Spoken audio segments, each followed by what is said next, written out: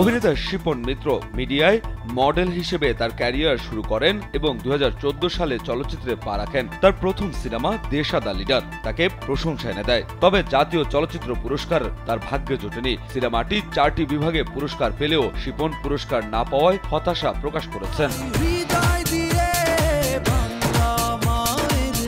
শিপন মিত্র বলেন, দেশা the leader আমার জন্য একটি বিশেষ সিনেমা। এটিতে 6টি পুরস্কার পাওয়ার কথা ছিল, কিন্তু শেষ পর্যন্ত 4টি পুরস্কার পেয়েছে। আমি একজন নমিনেশনের যোগ্য ছিলাম, কিন্তু পুরস্কারটি পেয়েছেন ফেরদৌস ভাই এক কাপ চা সিনেমার জন্য, যা প্রেক্ষাগৃহে 3 দিনও চলেনি। আমার মনে হয় যদি আমি প্রাপ্য হয়ে থাকি তাহলে আমাকে পুরস্কারটি দেওয়া উচিত ছিল। এখন ইন্ডাস্ট্রি সম্পূর্ণ লিয়াজো ভিত্তিক হয়ে গেছে।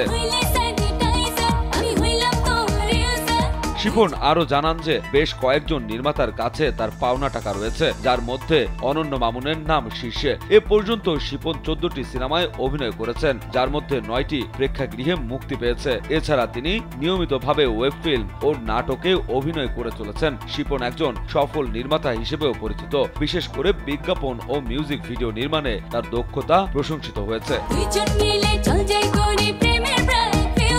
শিপন তার অভিনয় ক্যারিয়ারে বিভিন্ন মাধ্যমে কাজ করেছেন, কিন্তু তার প্রকৃত পরিচিতি এসেছে চলচ্চিত্র থেকে। অভিনয়ের পাশাপাশি তিনি বিজ্ঞাপন ও মিউজিক ভিডিও নির্মাণে তার সৃজনশীলতা দেখিয়েছেন। তার ক্যারিয়ারের এই দীর্ঘ যাত্রায় নানা চ্যালেঞ্জ মোকাবিলা করলেও শিপন কখনো থেমে যাননি। ইন্ডাস্ট্রিতে নিজের অবস্থান শক্ত করতে এবং নিজের দক্ষতা প্রমাণ করতে তিনি অবিরত চেষ্টা চালিয়ে যাচ্ছেন। ভবিষ্যতে আরো ভালো কাজের মাধ্যমে তিনি দর্শকের মনে জায়গা করে নিতে চান।